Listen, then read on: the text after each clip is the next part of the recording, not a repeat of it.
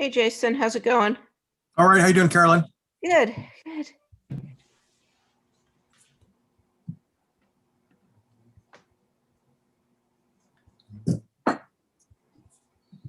Hey, Jason, how's it going? All right, how you doing, Carolyn? Good, good. You might be hearing. Did that just feedback? That's the feedback. Yeah. Like a Jimi Hendrix concert or something. Yeah. Yeah, it's like a 6-second delay, I think. Yeah, I clicked out of it right away, so we didn't.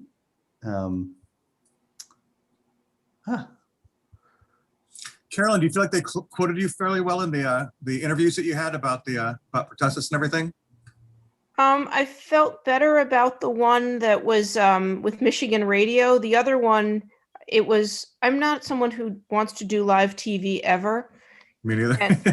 And there are people who are blessed and excellent at this, but that was not my usual game. So that was, They treated it respectfully, and I was glad that Lonnie Gordon got the notice. I think that's good. They got good quotes and everything. I thought it was good. That one, which one was a TV one? Was it Wood TV? Yeah. It took a while to introduce you. It was like halfway through, they finally said, and this is Carolyn Shapiro-Chapin from Grand Valley State. Like, come on, guys, put her name under her face or something like that. Yeah, it was just very weird. It's very, I'm not someone who speaks in quotable sound bites. Same here. You feel like you lose control, like you give a thing, right? And then you're not sure what they're going to grab from it. So you feel like you're throwing a Hail Mary pass or something. Yeah, you're always scared that they're going to do something interesting. Yeah. You'll be found saying something that you'll be in trouble for. Right, exactly. Yeah.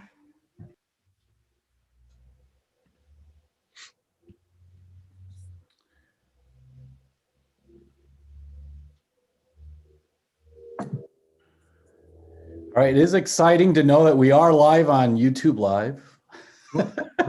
So cutting edge here. I know more folks are showing up. I have no idea how many viewers we got there, but it says 2 watching now, but 1 is me, so maybe that's one other person.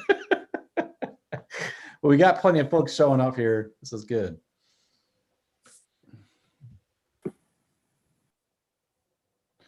We'll give people a few minutes. I got it on my phone, but with the sound turned down so we don't get Willy Wonka-like feedback here or something.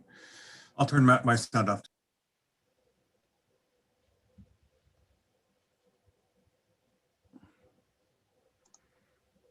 Again, thank you for those folks who are joining us for Professor Kapoor's talk. We're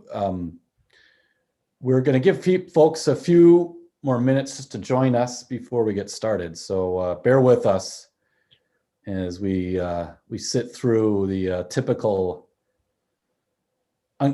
comfortable or uncomfortable silence or pre-talk chatter, as Professor Kapoor pointed out. Somebody can say something about the weather. Could say something about, I'm sorry? Somebody should say something about the weather, right?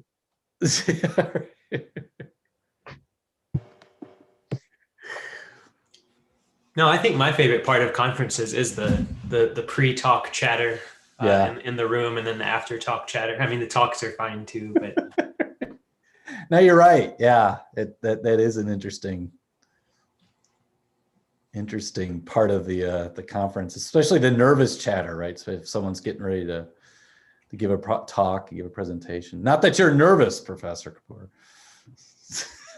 I have to say that I find this more, I don't want to say nerve-wracking, but I'm more apprehensive about this than presenting at a conference. I would agree. I feel more comfortable in front of people than this way. No, I agree. Yeah, I've given a couple of talks now in this format, and I get pretty apprehensive myself. I think it's the proximity. I feel like I'm right there with everybody. I don't know. You should be afraid, Professor Kapoor. You should be afraid. Especially of you, Jason.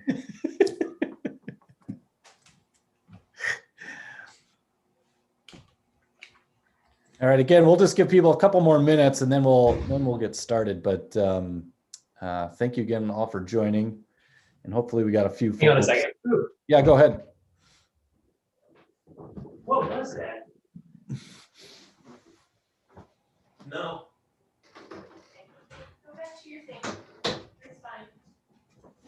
Better just be ice.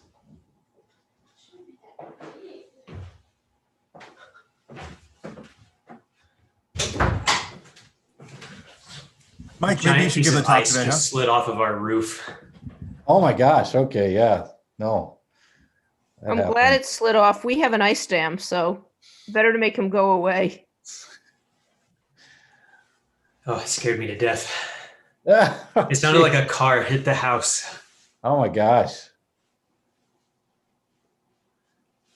It's Hmm. quite the thing to happen right before you got to give it a talk here.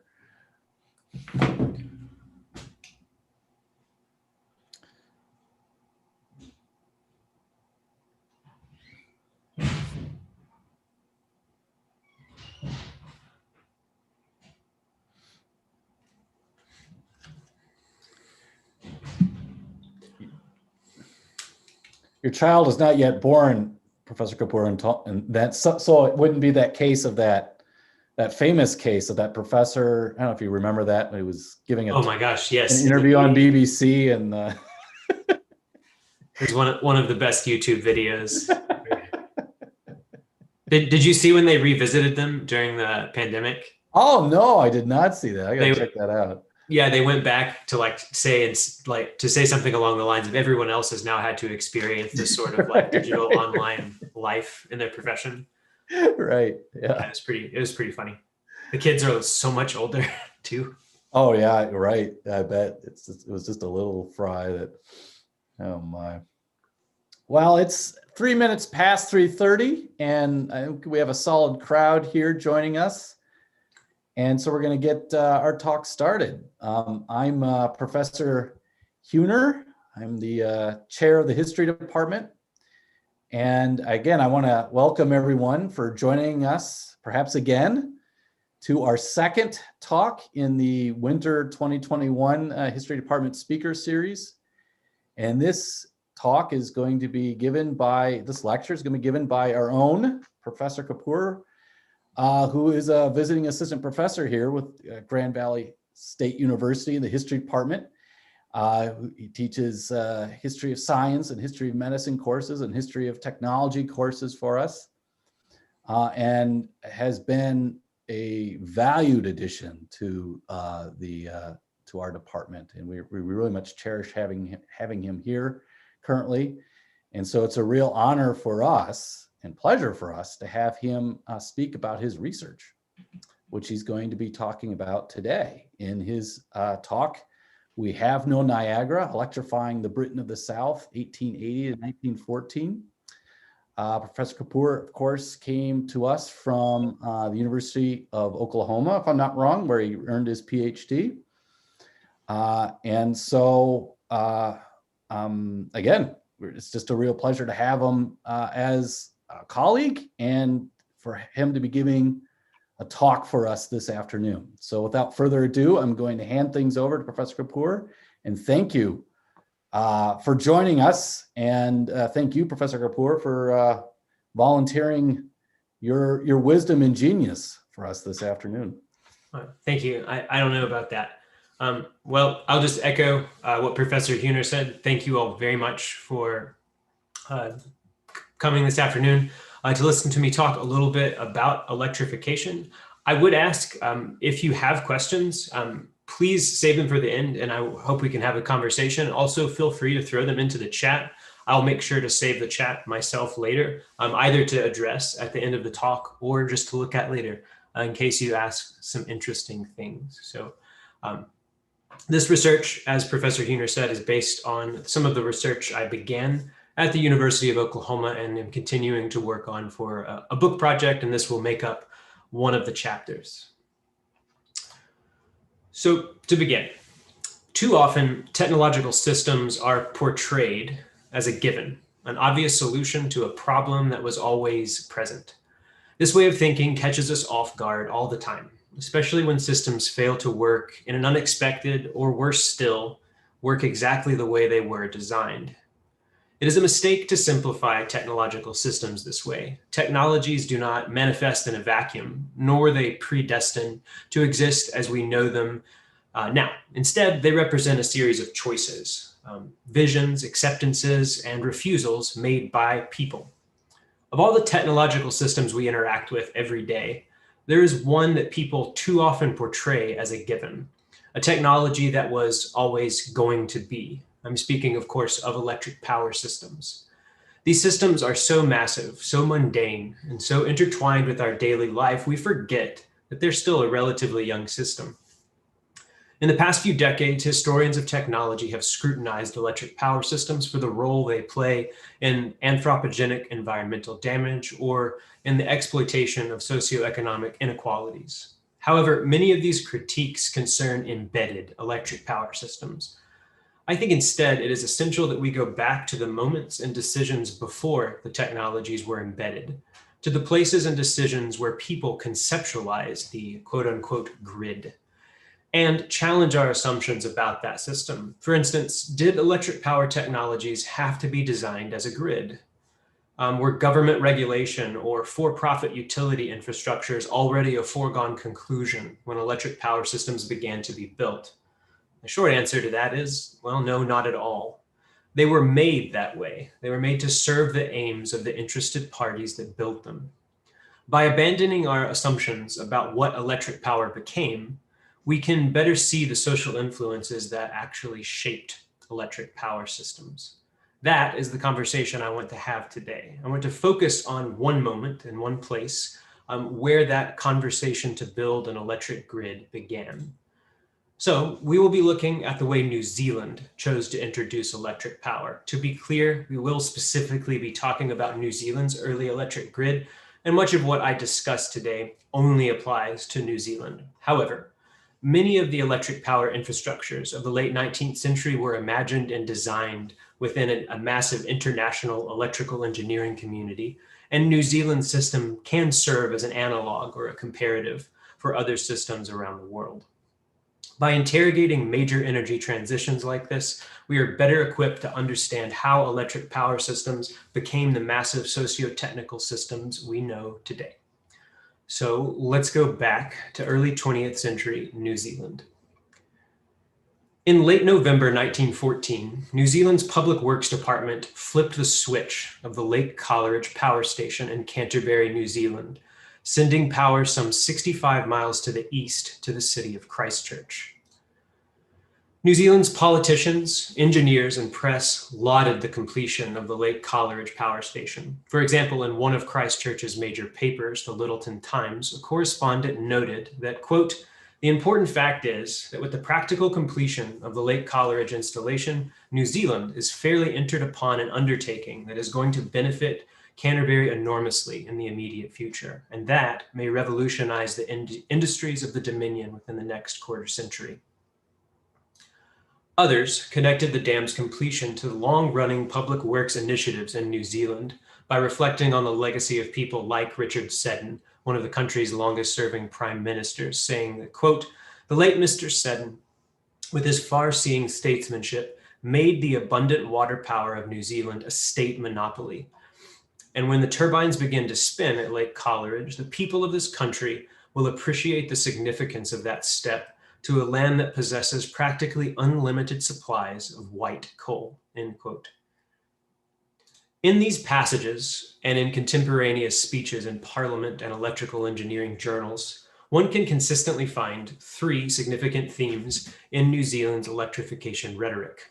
One, that electric power will successfully modernize New Zealand's industries.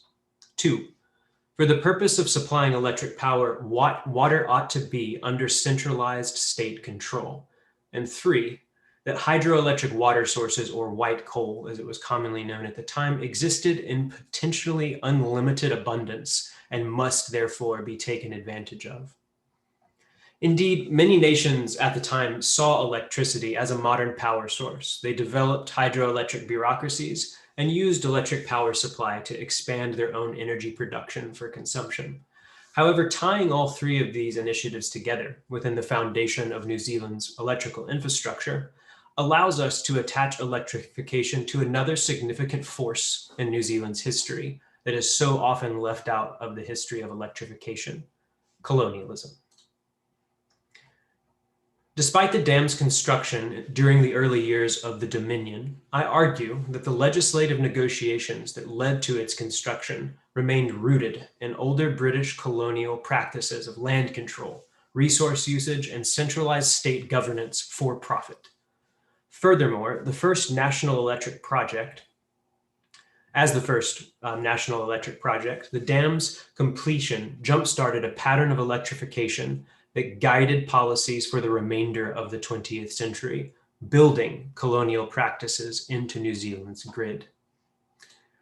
Historiographically, this work is situated at the intersection of the history of electric power technologies, history of New Zealand, and colonial studies. My framing of this project builds on three theoretical approaches. The first is the socio-technical imaginary. This is a theory or a method developed by Sheila Jasanoff and Sang-Hyun Kim to describe the ways that people maintain, quote, collectively held, institutionally stabilized, and publicly performed visions of desirable futures, animated by a shared understandings of forms of social life and social order attainable through and supportive of advances in science and technology. This theory allows us to see how people harness the plans to build a system like a dam at Lake Coleridge and use it to fit their ambition. Even if the aims and promises could not actually be achieved by the technology alone, the imaginary and the envisioning of this technology still served as a powerful driving force behind the effort to build it. As we will see with the development of this dam and power station, the imagined promise of what the dam would bring drove the project far more than its eventual power output ever could. The second concept is hydro-imperialism. This is an analyst category that describes how colonial authorities introduced water-central infrastructures to control lands and peoples better, more efficiently. The term has been usefully deployed in the history of the American West, French and British colonial history, and environmental history. Colonial administrations throughout the 19th and 20th century recognized that controlling water systems granted incredible agency over their geographic and economic domains. The final and perhaps most subtle category that I use here today is the unimagined community. The term used by Mark Thurner to describe how many stakeholders in modern infrastructure projects like electric grids crafted those systems in a way that often imagines the new developments without certain people in mind. In Lake Coleridge's story, we must keep in mind that the most potent and consistent colonial vision for New Zealand was a modern New Zealand that without the Maori. The electricity promised by the dam depended on the removal of the Maori, the utilization of their resources, and their acquiescence to British settler rule. Keeping these concepts in mind behind the story I'm going to tell today helps us keep colonialism at the center of this narrative about this power station. Before beginning the dam story, pun intended, I want to briefly, and I do mean briefly, reflect on New Zealand's colonization by the British. During this period from the 1780s until the 1890s, New Zealand served two purposes for the colonial government. First, it served as a resource frontier to provide profit and work for British settlers and subjects. And second, it provided the ideal settler colony on the far reaches of the world, or as one colonial travel writer put it at the time, a Britain of the South. The European invasion of New Zealand began in the 17th century. However, the British did not make strides toward colonization until the mid-18th century, when they started to document the region's resource potential for timber, grain, minerals, and whaling. Through violent and sometimes peaceful exchanges with the Maori, the British gradually increased their settlement on the island, officially making it part of the New South Wales colony in 1788. After the island's value to the Crown became clear, local authorities and some Maori leaders signed the Treaty of Waitangi in 1840, officially making it a Crown colony. Once New Zealand became an official colony, Europeans began to migrate to New Zealand in increasing numbers. In 1840, when it was made an official colony, the non-Maori population numbered about 2,000, so 2,000 British settlers, whereas the Maori numbered approximately 70 to 90,000, depending on who you ask. Due to increased migration, extractive industries, war, and disease, these numbers dramatically reversed over the following decades. By the end of the 19th century, the Maori numbered around 40,000, and the non-Maori upwards of 703,000 by the time the 1896 census was taken. There is, of course, so much to unpack during this period. Still, for our purposes, you need to understand that one of the practices that developed during this time helped provide the physical space and resources for the construction of the Lake Coleridge Power Station. Due to the increase in European settlement and aggression, numerous Maori communities pushed back against the British settlers and expeditionary forces, beginning in 1845, lasting till about 1872, and what is now known to New Zealand historians as the New Zealand Wars. In response to this conflict, the colonial government passed the New Zealand Settlement Act in 1863, which led to the confiscation of Maori land across New Zealand and the removal of forced migration of Maori communities. Many of these removed communities came from the South Island, so that by the time we get to the end of the 19th century, when the dam begins to be constructed, the Southern Islands Maori population existed in extremely small numbers. To bring electric power back into the narrative, it is also during this time of resettlement that the colonial government began to pass legislation that brought all electric technologies, speaking both of electric power and electric communication, under the auspices of the government. For example, the New Zealand Parliament passed the Electric Telegraph Act in 1865, and then the Electric Lines Act in 1884, which effectively gave the government sole power to build and license systems in that colony. From the outset of electric power usage in these colonies, colonial authority framed electric power policy. For my story today, the Maori do not appear much in the sources. The reason is twofold. On the one hand, the people that were responsible for creating the electric station at Lake Coleridge didn't talk about them because they didn't imagine a modern electrically powered future for New Zealand with the Maori. On the other hand, the primary sources from the Maori in the Canterbury region are extremely limited. However, I do treat the Maori's absence in these sources as significant and informative because it serves as a reminder of the foundations of colonialism built into Lake Coleridge, which brings us finally to the city of Christchurch. Christchurch is located on the eastern coast of the southern island of New Zealand. In 1850, the Church of England, under the title of the Canterbury Association, chartered and founded the city to be the ideal place for working-class British settlers to come and make a living away from the crowded, polluted, and over-industrialized spaces of Great Britain. By the 1870s, the city had become a major agricultural hub and port city central to the colonial economy. Until about 1900, the city and region saw a major population boom due to sheep farming, wheat farming, and the meatpacking industry. The population comprised primarily of settlers from England, Scotland, and Ireland, but also of Maori and Chinese immigrants. Pinpointing exactly when Christchurch citizens became interested in electric power is extremely complicated. As Christchurch and the surrounding pastoral townships thrived during the 1870s, the citizens increasingly saw themselves as an industrial community. Being connected to the colonial press, they, as well as everyone else in the British Empire, remained aware of the rising usage of electric power worldwide. During the 1880s, the Christchurch City Council, in their meeting minutes, began looking for different plans and talking about ways to introduce electric power and light into the city.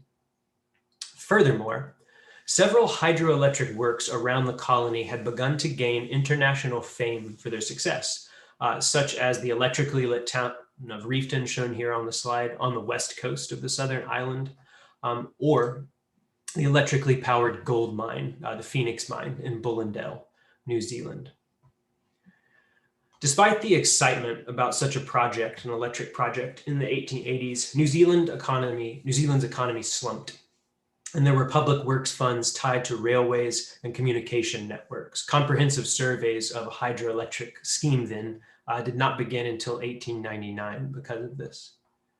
Many on the Christchurch City Council hoped to begin construction on a significant electric power works beginning in October 1900, Canterbury's Jubilee year, because it was, quote, naturally an occurring occasion for erecting some tangible memorial commemorative of the solid progress accomplished by Canterbury. For the City Council, building a large-scale public works accomplished as much as the eventual power supply because it demonstrated the city's modern state. Local politicians then created an imaginary in which electric power would reshape Christchurch into a modern manufacturing center, a prospect they hoped would gain the local population's support. One of the most pronounced advocates for such a dam was a councilman and later mayor of the city, Thomas, sometimes known as Tommy Edward Taylor, who claimed that electric power could make Christchurch the New Zealand manufacturing capital. Taylor and other supporters felt that the country lagged in constructing electric power infrastructures. This is actually only partially true, especially among other British settler colonies. Complaints of failing technologically behind were pretty common everywhere in the late 19th century. In this particular article, shown on the screen, he invoked an old phrase that was common in New Zealand and admitted that Christchurch had no Niagara, but they had enough power to replace existing coal-powered plants and other methods of electric power production. Though it is easy to lose the string of colonialism in all of these exchanges, it's essential to keep connecting this back to the Crown's original arguments about the purpose of New Zealand and indeed the purpose of electrification in New Zealand, to create a profitable model colony. Despite the excitement and backing, the Christchurch City Council could not effectively administer plans or pay to build an extensive hydroelectric system. As a result of this, Christchurch and Parliament altered their approach and passed the Water Power Act of 1903. Parliament's passage of this legislation to control the country's vast water resources represents one of the most vital links between colonialism and hydroelectrification in New Zealand. By directing water usage for electric power, Parliament assured that the national government's hold over settler and Maori interests remained. The removal of water rights from the Maori in particular proved especially harsh because of water's central role to Maori cosmogony and community life. It's yet another tool, British tool, for creating an ideal New Zealand that didn't include the Maori. The Water Act stated the following, quote, "The sole right to use water in lakes, falls, and rivers or streams to generate or store electricity or other power shall vest in His Majesty," end quote. By making water the primary source of New Zealand's electric power production, a resource exclusively controlled by the national government now, this act effectively placed electric power under their control too. Seeking to maximize the country's hydroelectric potential, the New Zealand government finally contracted an engineer from the United States, in fact, named L.M. Hancock, to report on all of the potential sites around New Zealand. This is a massive binder of all of the water hydroelectric sites around New Zealand, and it's famously known as the Hancock Report. In 1904, the Hancock Report made it clear that Lake Coleridge, fed by a number of the region's rivers, should be the national government's priority. Furthermore, he argued that the area around Lake Coleridge had room for expansion and more favorable terrain. Still, public works department funding in the first years of the 20th century still continued to focus primarily on transportation, connecting the islands and increasing the flow of materials and people. Electric power didn't receive quite as much attention just yet. Many public works officials believed that trade and transportation would produce unity on the islands. And many of the municipalities were more interested in funding things like the North Island Main Trunk Line, which was completed in 1908. The proposed water diversions and scale of the dam at Lake Coleridge, which was projected to cost some £1.2 million, discouraged the Public Works Department from seriously considering the plan. Ultimately, though, electric power stakeholders continued to succeed in winning people over by promoting the manufacturing potential of electric power and that ability to turn a profit. Given the introduction of the railways, electric-powered trams, and electrically powered factories, Christchurch citizens and politicians continued to believe that an increased electric power supply would help the town, and New Zealand more broadly to become a model state. One author in the Christchurch Star stated in 1910 that, quote, "If the government installed its power schemes, the profits would go into the consolidated revenue and would be used to the advantage of the whole Dominion. The proper use of water power would prove to be a source of enormous profit in the near future, and that it would probably rival the railways in regard to the production of wealth." With this expansion to Christchurch's manufacturing sector and rising electric power usage for lighting, the city council maintained that either the town or the national government had to fund a significant hydroelectric facility to keep New Zealand's economy growing. The New Zealand government hadn't broadened its regulation of power since 1903 with the Water Power Act. The mayor of Christchurch at the time, Charles Allison, continued to urge in 1910 that the state had to fund this project for Lake Coleridge. It couldn't just be up to the city. He claimed that, quote, "Without electricity, Christchurch will lose its status as a manufacturing city," end quote. With Christchurch as the center for distribution in the Canterbury region and throughout much of the South Pacific for the British Empire, the region had long been the South Island's major producer of seed, wheat, wool, and meat. Since the introduction of refrigeration technology in particular, companies such as the Canterbury Frozen Meat and Dairy Export Company served as the bedrock of that economy.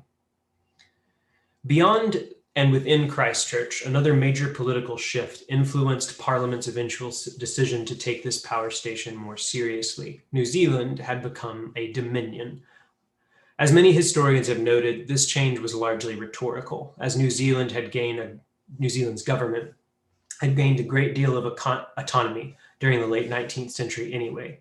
Still, many believed that the young state needed to prove itself and argued that building a large technological system could help them prove their capabilities. New Zealand already attached progress to electricity, after all. One of my favorite pictures from Dominion Day celebrations highlights this fascination by emblazing colony and progress across the front of the Capitol building in 1907. This national drive and the potential of manufacture continued to boost Christchurch's and Parliament's interest in constructing a state-funded and regulated power station. Finally, at the end of 2010, Lawrence Burks, the Minister of Public Works and an Australian electrical engineer himself, submitted a report on the station's operation. Even with the high cost and some anxieties remaining, the Parliament eventually passed the Aid to Water Power Works Act in 1910 that allowed the necessary monies to be raised for the project. Local papers maintaining their vision for New Zealand argued that other major hydroelectric projects in America, Canada, and Switzerland had supported impressive industrial results and suggested the same would be right for New Zealand. And so, on November 4th, 1910, the official Public Works survey began and construction projects followed, with significant buildings starting the following year. After 1910, the area played home to more settlers, machinery, and construction than it had in the entire history of European settlement of that region. Before the building could begin, the ground had to be tested for strength and waterproofing. A holding tank or a surge chamber was needed to reroute water, and builders needed to construct lengthy tram lines to transport water and soil up the Rakaia River. Between 1910 and 1914, traction engines and horse-drawn wagons moved material between Christchurch, Dunedin, and the Lake Coleridge facilities. They transported 1,750 iron bar piles for the lengthy 66 kilovolt transmission line, again, about 60 miles. They transported some 500 wooden poles for local distribution of power in Christchurch, over 210 miles of copper wire, over 420 miles of aluminum wire, and 14,080 yards of insulated cable for all of the underground power distribution lines in Christchurch, 12 General Electric transformers for the power station and substation, and 3 Escher Weiss Francis type 1,500 kilowatt generators. Sorry, that is always a mouthful to get through. It's a lot of material. Using a combination of rail, tractor, animal power, they transported some 12,000 tons of material in total. Throughout the dam's construction, the project required more and more funding and political maneuvering than expected. New Zealanders like the electrical engineer Frederick Black published a searing critique of the people that, quote, blindly followed the Public Works Department. He said, quote, nobody knows what they will ultimately cost. Nobody knows what will be done with them, and nobody or almost nobody cares. The governments say and the public believe, without knowing why they believe, that the pouring of this golden stream into New Zealand rivers will create industrial conditions in a land at present undreamt of, that a new era will dawn wherein electricity, blessed mysterious force, will permeate all our lives, and that by virtue of the great gift of the gods, we shall soon tower above all nations of the Pacific, end quote. Black's critique represents the minority opinion of government officials at the time and the citizens of Christchurch, but it does give us a view into the way other people talked about hydroelectricity at the time. The cost of electric power remained a secondary concern for most people. Their main priority in building this power station was to use electric infrastructures as a means to control water sources and maintain the productivity, vitality, and reputation of the region. By the end of the project, the power station ended up costing about £2 million, so in 1915 when it was completed. Just to give you some idea of what that means, that's about a little under a quarter of the total public works fund at the time. For electrical infrastructures, that amount of spending was unheard of, not just in New Zealand, but in most places around the world. Although earlier portrayals of the environment as perfect for a large power station excited the City Council and Public Works Department, the miserable working conditions, unknown geological barriers, and disgruntled workers proved troubling throughout the process. Despite these realities, though, the Public Works Department and the City Council's political ambition to turn a profit continued to spur the project on. The Public Works Department maintained that only a central governing body could handle such a work and make money. The crews were frequently stalled by miscommunication and delay in material delivery. One of the workers, James Ryan, who had worked at several other public works projects around New Zealand, claimed that these were the worst conditions he had ever known. As had been the case with many colonial projects before, such as gold mining, herding, and lumber extraction, New Zealand's terrain proved troublesome. So electric power advocates continued to assert that centralized authority and modern technology would fix the problems. After all, it had worked before, when the Colonial Office directed finances toward expanding mines on the West Coast or exploited the hot springs tourist industry of the North Island. In 1913, the Public Works Department took over the scheme and removed the City Council in order to make regulation easier. Theoretically, that shift meant that the now national government was at the helm and smaller oversights would disappear. They did not. The geological difficulties alone tested the resolve of everyone involved. This power station was one of the first in the world to be constructed on glacial moraine. This loose gravel made construction extremely difficult because of how deeply the foundation had to be dug. In fact, it would serve as a problem for this dam and many others in New Zealand for the remainder of the 20th century. In early 1914, as construction neared completion, newspapers reported excitedly about the negotiations about the cost of electricity. It ended up costing much less for electricity than many Christchurch citizens expected, and newspapers began to call the power electricity was providing, quote, the poor man's light.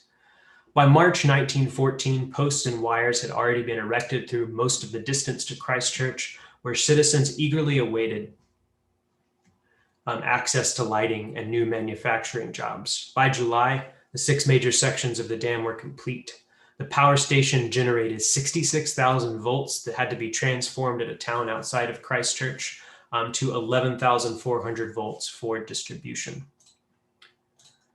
Christchurch excitedly welcomed electric power into the city. One citizen argued that, quote, we have at last banished darkness from our thoroughfares. The city set up new street lighting networks, transportation, and domestic electric power for lighting, heating, and eventually small appliances in the 1920s. Regional industries, especially the frozen meat industry and dairy industry, quickly began to buy into the power supply in 1915 and 1914. For consumers and the politicians that had advocated for the dam, its affordability drove interest in completing the Lake Coleridge Dam. Furthermore, the citizens of Christchurch had already begun to see electric power applications in the city, such as an electric power trash incinerator and the electric tram line. They believed that the cheaper industry promised by the council and engineers would turn Christchurch finally into that modern manufacturing city. In almost every positive article about the Lake Coleridge Power Station, authors emphasized that the cost benefits of electric power, namely that it would be cheaper than natural gas, encouraged more and more subscribers to buy into the system. However, in 1914, despite the dam's initial success and the connection of new sites to the Lake Coleridge power stations, the dam's progress faltered due to World War I's tragic demands, and the resulting material shortages marred early years of the dam's operation. One local paper, some claimed, quote, "Wars and rumors of wars have interfered with the progress of the Lake Coleridge scheme."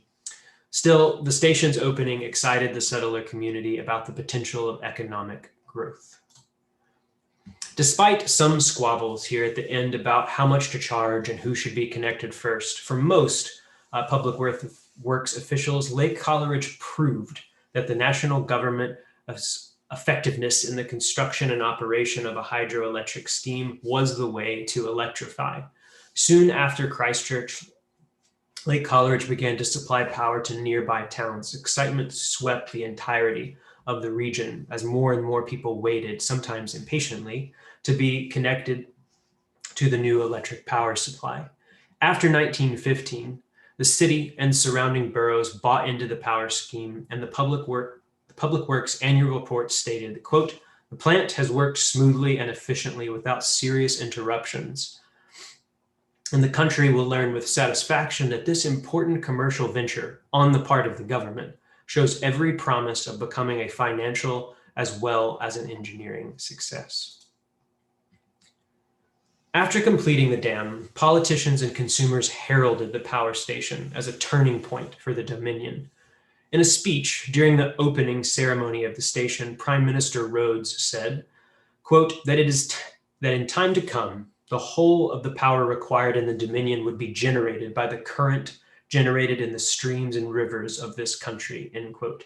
New Zealand had an endless supply, which had, thanks to the political maneuvering of the earlier decades, come under the control of the state to promote manufacturing profits. The orchestration of the hydroelectric works at Lake Coleridge, even though it was, quote, no Niagara, reinforced British settler colonialism and underlines the practices embedded in New Zealand's national electric power grid. Much like other late 19th century technological infrastructures such as telegraphs, railroads, for government officials and manufacturers, electric power systems justified increasing the number of calls for a centralized governance. A large-scale, nationally funded electric power supply promised to increase the productive capabilities of Christchurch and subsidiary communities. Lake Coleridge was not an outcome of New Zealand's newly gained independence. Rather, it is the product of more than a half century of colonial policies aimed at creating a self-sustaining and productive British population in the Pacific. As so many other electrification stories suggest, some narratives can lead to the conclusion that specific methods of power production were inevitable. As the story of Lake Coleridge hints at, these systems developed because they benefited specific political parties that relied on exploitation for expansion and production. Rather than being seen as New Zealand's first step toward a modern electric power system, Lake Coleridge was an adaptation of British colonialism that provided the physical infrastructure to justify the national government's control over a utility for profit. Even at the end of the 20th century, when the state-run Electricity Corporation of New Zealand disbanded and consolidated into a number of private power boards, which ultimately are still controlled by the government, the physical infrastructure remained and enforced centralization, large-scale production, and exploitation of the land. New Zealand's electrical infrastructure, like so many around the world, remain grounded in those colonial practices of resource usage. Thank you. All right, thank you so much. That was awesome. Thank you, Professor Kapoor. And I guess if anyone has any questions, feel free to pose them. I believe Professor Krauthamel posted one here in the chat.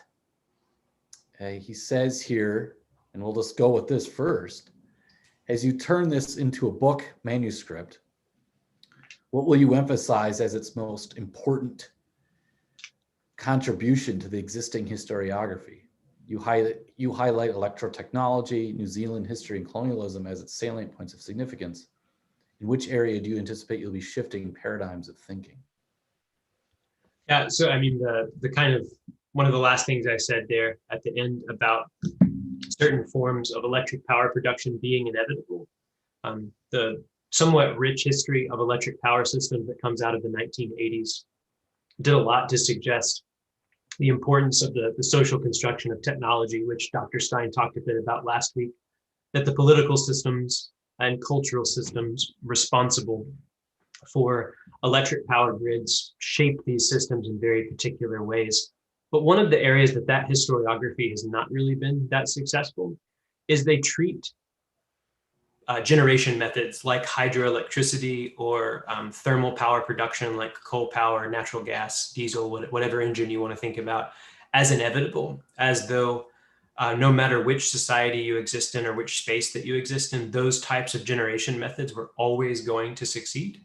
And one of the places that I like to, I guess, sit myself in electrification literature is to say instead, well, no, those systems weren't inevitable. They need to be attached to the very same type of social construction and cultural construction that people have been talking about, but at a later period of time. So in these early years of electrification, before people even begin to conceptualize a grid, we have to push the narrative back further for social construction. So that's kind of where I see myself fitting.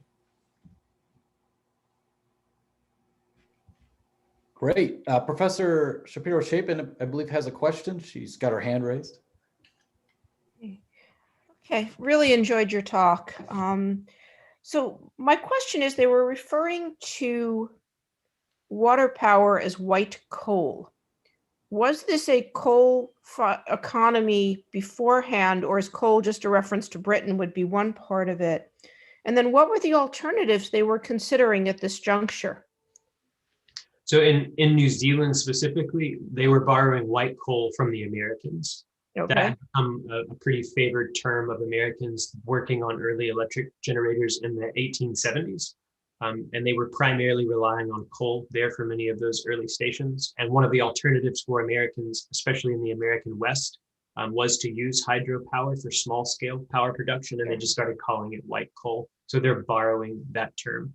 There was some coal usage in New Zealand, but the coal deposits in New Zealand are extremely deep and weren't really tapped in New Zealand until much later, and actually are still being tapped quite heavily now. So hydropower for New Zealanders was a very popular option, but there were still many advocating for other methods like natural gas, some still advocating for coal, and some advocating for other methods like tidal power and wind power. There were other smaller conversations being had as well.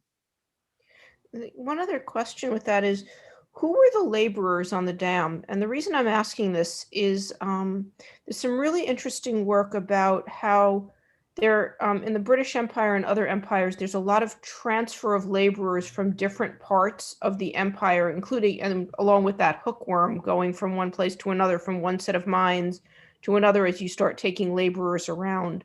And so I'm wondering who's building this hydroelectric plant?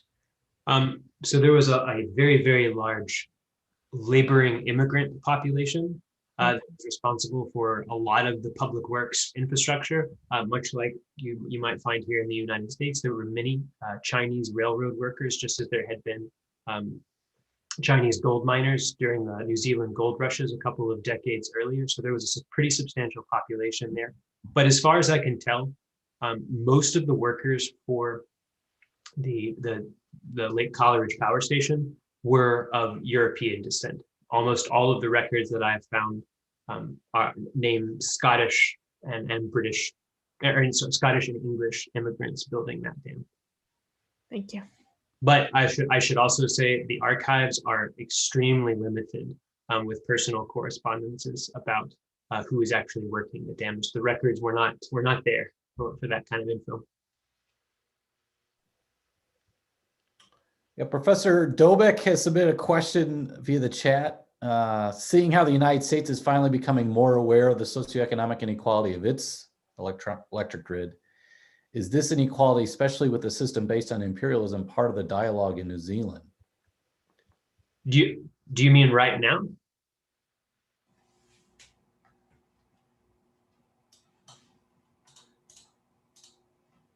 Oh, so in New Zealand. Yeah, so it is part of the conversation in New Zealand that the grid, which I have here shown on the slide to the left of New Zealand, you can't really tell, but all of New Zealand's major electric power sources are structured around a lot of major urban spaces. And as with all electric power systems, there are big gaps in how power ends up being fulfilled on the other end of the grid. And one of the arguments of many people in New Zealand is that if you live in one of those gaps, you live in one of those spaces that wasn't imagined to be a manufacturing center in the early 20th century, then you don't have access to the same amount of electric power. You also tend to not have access to other public works, be it internet, water, or other public utilities. So yes, many people do argue that these systems played a role in creating socioeconomic inequalities. One such group are many Maori communities that have subsequently said, we want to create our own electric power systems outside of this grid in New Zealand, in those spaces in between. So it is a very lively conversation happening right now.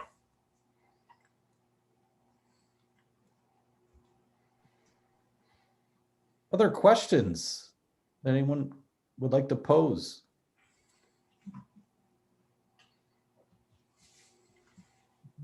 Yeah, sure, I'll do it. Okay. Go ahead, Professor Krathel. Yeah, thanks, Nathan. Thanks for your talk and thanks for answering the question about historiography. You mentioned in your answer that you see your work connected to what Professor Stein built on last week, talking about the social and cultural construction of technology. I wonder if you can expand on that. Where do you see your work intersecting with her scholarship and ideas about how perceptions of technology is constructed? Where do you see maybe your work diverging from what she's doing? What different directions do you see yourself taking it into? Sure, I'll have to think about the diverging part. We were both very much trained by the scholars of that social constructivist school of thought. So always making sure to attach technologies, not just to the makers, but to the users and how they envision that technology being used. So in the case of New Zealand, electricity was constantly framed throughout the 19th century, not just in Christchurch, but everywhere else too, as something that would make it evident how modern New Zealand would be, that it was such an ideal British colony because they were using all of this British technology to be different than those other colonies and to be better. So electricity became that for many New Zealanders, that they were going to not just electrify, but electrify the right way, using this hydroelectric power that was much cheaper, could also provide quite a bit more oomph than many of those early thermal power systems. So that technology meant something to them in a different way. I can't really think of a way I would diverge. That's okay. It sounds like you come from a similar trajectory of training and everything. So yeah. I think one of the places that I have not done enough work yet, that I don't know that I would diverge, but say differ. I think a lot of historians of hydroelectricity do a much better job of talking about the environment than I do. Mm-hmm. And it's certainly an area that I would like to beef up in my own work, talking about the way the environment specifically shaped this.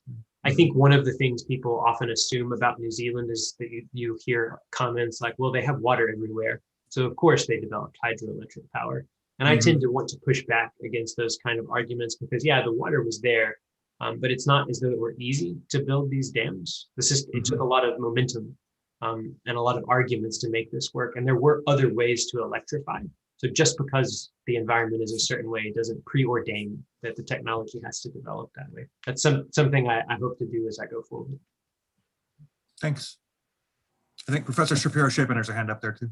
Yep.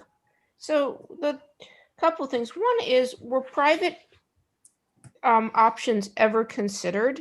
Is one way that questioning, and the other is, was electricity connected to a more healthful environment if you used hydro? Because in the US and in Britain, coal is seen as making things dirty and making people more sickly. And so you would preserve not only, and I may be projecting US West onto New Zealand, so forgive me if I am, but as sort of the healthful, natural environment, which of course is not quite natural, but I did see the electricity is with the Life Corset electric appliance, which they have in the US, and the electric teething necklace, which I'm not sure you want to invest in.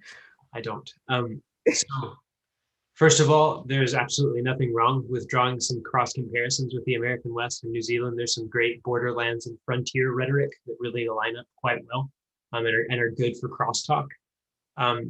But as far as being a place of better air, a more healthful environment, that is absolutely part of New Zealand's colonial rhetoric more generally. That it was a better Britain of the South and England of the Pacific that didn't have all of that nasty pollution, and they were going to build an industrial infrastructure the right way. I don't know that electricity, I have never found a source that just said that so clearly, but it certainly fits with the rest of the colonial rhetoric. So I guess I would say yes. Electricity was wrapped up into like industrializing and manufacturing the right way, which included not having a super polluted environment and not having it was more about having an over reliance on coal, not so much that the pollution was bad, but that relying on one source like coal was going to get you in trouble one day. There was a lot of hesitancy in the British Empire about this as well.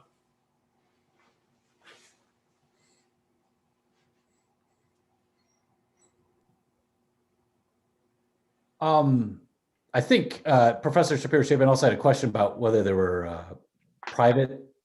Oh, right. Yeah. At the beginning of the 20th century, some people suggested that, but because Britain had tried to introduce privatized electric power utilities and failed disastrously with all kinds of problems, many people in New Zealand said, no, we're not going to do that. They also continued to cite in the 1920s and 1930s the fact that Lake Coleridge had been so successful. The story of Lake Coleridge from the perspective of electric power utilities is one of the most ridiculous triumph narratives I have ever read in the history of technology. Despite all of these problems, they talk about this thing like there were no problems. Everything went perfect. The money was exact, which was not the case with the project. So there was a triumph narrative about the state being the way to do it. In fact, after the Public Works Department builds Lake Coleridge and a couple of other power stations, the Public Works Department for electricity just gets, the name of it is the State Hydroelectric Department, and it keeps that name until the 1960s when they change it to the Electricity Corporation, which was still part of the Public Works Department and government. So they really shy away from privatization in New Zealand. It's actually interesting because with the Chicago drainage case, which is being built, the Chicago Drainage Canal is being built just before this. They're 1892, 1906, completed 1900 and then revised through the 19 teens. There are all kinds of fights because the water you divert one way has to flow out somewhere else. And I wonder if your environment theme, you can look at where the water is flowing to or no longer flowing for lawsuits, and that might suggest places where the environment is coming into focus. So it's hard to, I don't have a great picture of the Rakaya River, except you can kind of see it here. So yeah, what they did at the dam was they just funneled the water back into the Rakaya River from Lake Coleridge. And this is an extremely shallow river that's like this shallow in most places as it goes through, and it's used for irrigation everywhere. And that's where most of the water ended up going. sometimes too much water, and there are a lot of farmers that revolt against the dam Mhm. in the coming decades. But yeah, the water story is certainly interesting. I have a book that I will send you a title of that goes to that and what happened in New England with that same process. So, I did mean to also to share. So when I went on my last archival trip, I decided to take a trip out to Lake Coleridge. Unlike the power stations in the United States, which are somewhat difficult to get close to, you can just walk up to this thing. In New Zealand, there's no, I couldn't go inside the building, but I'm standing right next to the pin stocks that move the water from the lake to the powerhouse. It's still functioning today. I'm just right there. It was kind of a neat experience to be able to see after writing about for a couple of years. Yeah. Any other questions, Hal?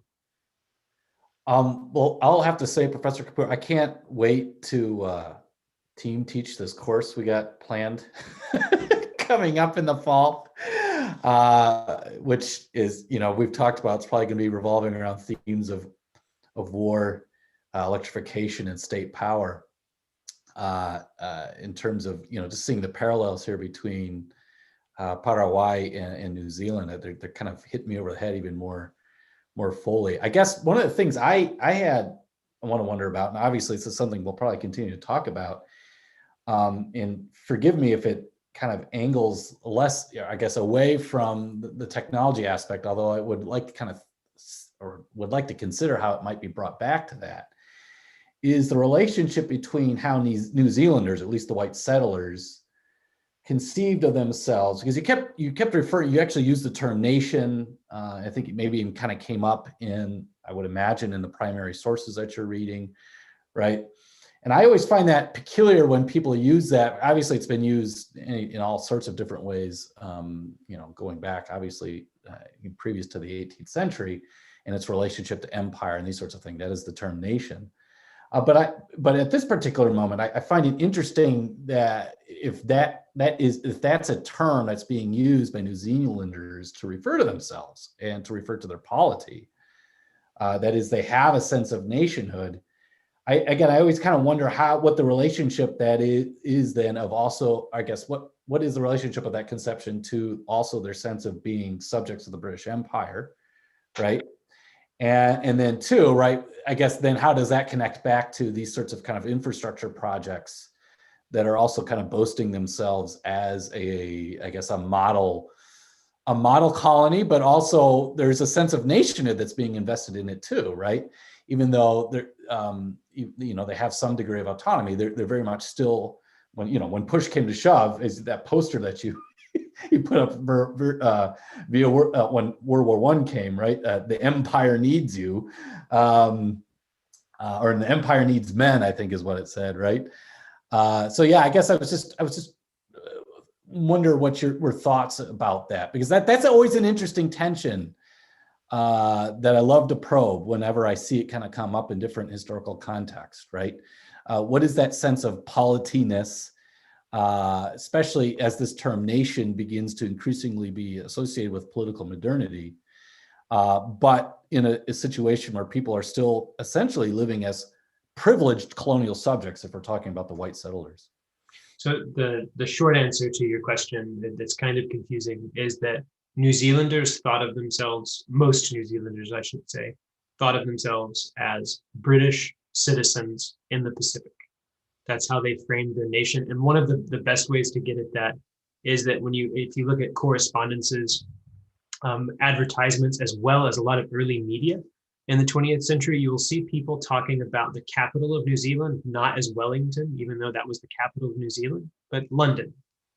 That they refer to and think of London as the capital of New Zealand. A lot of the fashion trend, trends, language, dress, all of that stuff was very much framed off of London. And so they very much viewed themselves as British. But the really interesting part, I think, or for me, is that they were better. They were better British citizens by being in New Zealand. And that's sort of how they framed themselves as a polity and a nation state in the early 20th century. Some of that will turn into resentment over the course of the 20th century, I think particularly now. In the late 20th and early 21st century, you'll see a lot of pushback against being associated with the British at times, but at other times not. there are still in many ways, New Zealanders still very much pride themselves on being a part of that imperial system. Wow, that's fascinating, right? So that sense of essentially imperial citizenship, right? In Britishness as opposed to I deal with it more in my written work than I did here, but the transition to Dominion is super confusing. What Dominion even means in 1907, because it was an independent state, but ultimately nothing really changed. They essentially already had all the power, the parliamentary power in New Zealand before that even happened. So as to what that actually means when they become a dominion is pretty confusing and fascinating. And I let legislative scholars deal with most of that and just read their work and don't do a lot of that work myself. well, no, thank you. That's stuff we'll have to continue talking about as we get ready for next fall. But again, thank you so much, Professor Kapoor. If there are, we're about at 4:30, we're past 4:30. So if there are no other questions, I think maybe we can bring our colloquium here to a close. Thanks, Thank Professor you. Cooper. Yep. Thanks so much. Thank you all for your afternoon. Yep. I Thank you. just sent you an article and then a reference article through email and a citation through the chat. I just copied and pasted it into a document. Yeah, that's it's actually a really cool book.